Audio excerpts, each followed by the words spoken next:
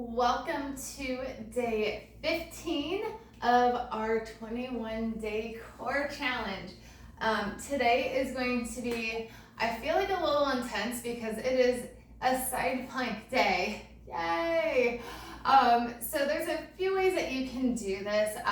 If you want to just do one side all in one go, you can. If you want to stop and then kind of even yourself out as we go, that's definitely an option as well. I know when we hear side planks, we're just like, eek, with that whole concept, but we need it because it's a great way to strengthen the back one side at a time, and we should really be doing more side planks than regular planks, I think. Like, strengthen up that weaker side of the back. That way when you do a regular plank, you're good and solid. Okay, so I have a great way to progress into a side plank if I have anyone that's just like, oh my gosh, please don't make me do this. So, leg is going to be long, or bottom leg is long, I should say, and you want to have your elbow underneath your shoulder. Okay, and elbow in line with hip. I want to say elbow under hip, that's not true. All right, and then I'm gonna give myself some real estate. So my leg is long. Now my top leg is connected to the mat like a kickstand. And this is what I like about this side plank. So when you lift up, your body weight is being supported by the leg, and it makes it just feel a lot more doable, and then you can progress into that full-blown side plank if you would like. It's just super easy. All right, so I'm gonna squeeze the back of my armpit. I feel my ribs lift up, my abs are drawn in. I'm squeezing my booty, I'm gonna lift my hips up. I go into my side plank, and I just hold here. Now, how long you wanna hold just depends on you, but we still want the elbow under shoulder. I have my ribs lifted. I'm creating that nice long line with my body. I'm gonna send my leg back just a little bit more. Oh, I felt my glutes turn on just a bit, and then keep my chest open. Hand can be on the hip, arm can be up to the sky. Hold here. If you wanna progress and go to the full-blown side plank, you can. If you're feeling strain in your neck, you're gonna rotate to look at that forearm. And we're just gonna hold for another 4, 3, 2, and then I'm gonna bring my hips all the way down. I'm gonna press up. Oh, just give that arm and shoulder a quick little breather. The one thing I will say is it's hard to do this version of a side plank on the hand. So I like to give my shoulder a little bit of a breather because it starts to talk to me after a while, but I love everything else. Okay, staying in that side plank, we're gonna add some hip dips into the mix. So I can let my top hand give me a little bit of a boost as I lift up into that side plank. There we go. And then hand goes onto the hip. Still keeping those ribs lifted. I'm gonna lower my hips and then lift. So I'm not sinking into the shoulder or, I'm not sinking into the shoulder area. I'm just letting my hip drop and then lift right back up. And I lower and I lift. Just going for 3 more. We lower, we lift, and 2. Last one. We lift the hips up and then very carefully come all the way down. Whew. All right. I think I'm immediately going to go to my other side just so I can give myself breathers and my shoulder breather. So my hips are stacked, elbow under shoulder, ribs drawn in. My leg is that kickstand. I'm going to exhale, lift up into my side plank, and then I hold here. Keeping my heart nice and open. Whew. I'm going to immediately go into the hip dips for this. If you want to pause, give yourself a breather and go back into the hip dips, you can. But I'm going to keep my length in my waist as I lower the hip and then exhale, lift. I'm going to look at my forearm. I'm not looking down towards my feet because that shortens the abs and you lose out on that good core work. I got 2 more. I lower, I lift. Last one, I lift up, and then I carefully come all the way down. Whew, all right. You can always shake it out, give your body a twist. I have that curve in my spine, so that's part of the reason why I love side planks, because I know my body needs it. I've had several instructors tell me over the years that I need to do side planks before regular planks, and I completely agree with them. They're like spot on with it. So, yay! Perk of having an instructor with the major spinal issue. All right, so now we're gonna try going into a full plank.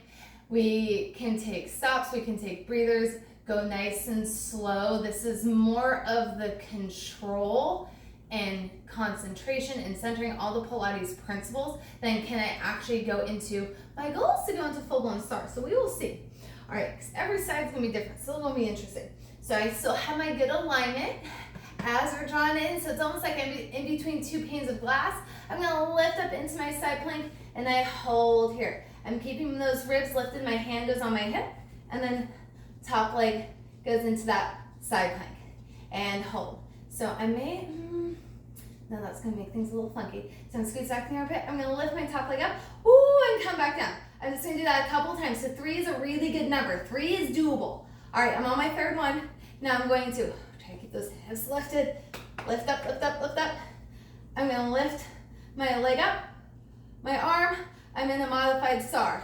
I'm holding for 4, 3, 2, go into my kickstand for support and come all the way down. Start our collapse down. Ooh, I'm proud of myself on that one. Side planks are always a work in progress, always a work in progress. And again, you can go way longer than me because I don't think you guys just want to watch me just like hold star. Be very honest, I would find that just boring. Okay, so I'm gonna go right to my other side. I'm gonna go back into my kickstand side plank. All right, so my ribs are lifted, my elbows. So I want to be able to comfortably squeeze back the armpit. And you can have that, and I say this now halfway through, you can have that hand in a slight external rotation and it locks you in a little bit better. And like as long as I lift up into my side plank and I hold. I'm mentally preparing myself because this is my weaker side of my back. Oh my gosh. I go into a side plank and I hold. And now I'm going to lift up and down. I'm not happy my hand is touching that mat. I'm trying hard not to let it roll me forward. And then I'm going to go back into my kickstand. I'm going to come down. Give myself a moment because this is definitely the weaker side of my back. And I'm feeling it. So see where instructors have hard times too. All right, so I'm gonna try to go into my star and we will see how this goes. I'm gonna try really hard not to touch the mat because once you touch the mat, it's really easy to start to round forward and then you lose a lot of the benefits of the side plank. So I'm gonna try really hard not to do that. So I'm going to lift up into my side plank, or lift up, side plank hold, lift up, woo! I'm holding for 4, 3, 2, and then I'm gonna very carefully come all the way down and shake it out. And sometimes that's just what we need. I need to just prep my body before going into the most advanced thing and then give myself a breather and then the second round. Because the first one's always a tester. First attempt at anything is always a test. Second one, the body's like, okay, I'm feeling it. Third time, we're really solid. And then fourth time, we may start to go back down. So that's why I say 3 is like kind of the magic number. All right, so now we're gonna go into some thread the needle. So for this, if you wanna be, I have us just going into a full-blown side plank at this point. So if you wanna be on the hand that feels better for you, you can. If you wanna be more on the knees, you can. So those are the 2 options, so we'll see. I'm still figuring out what option I want to do on that weaker side, to be honest. Okay, so you can have the legs either stacked on top of each other, or you can have one in front of the other. I'm okay with either one, to be very honest. So I'm gonna be on my hand. I feel the length in my torso, a little bit of that stretch. I squeeze the back of the armpit and shoot my fingertips off to the side, because as ladies, that's just a little bit better. And I'm going to lift up into my side plank, arm comes up. I'm gonna go right into thread the needle. So I'm just gonna rotate down and open up. And I'm just gonna do that a couple more times. Rotate down and come on up.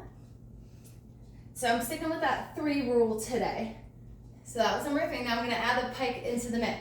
So I'm going to thread my needle, lift my hips up a little bit, come back into that side plank. 2 more times.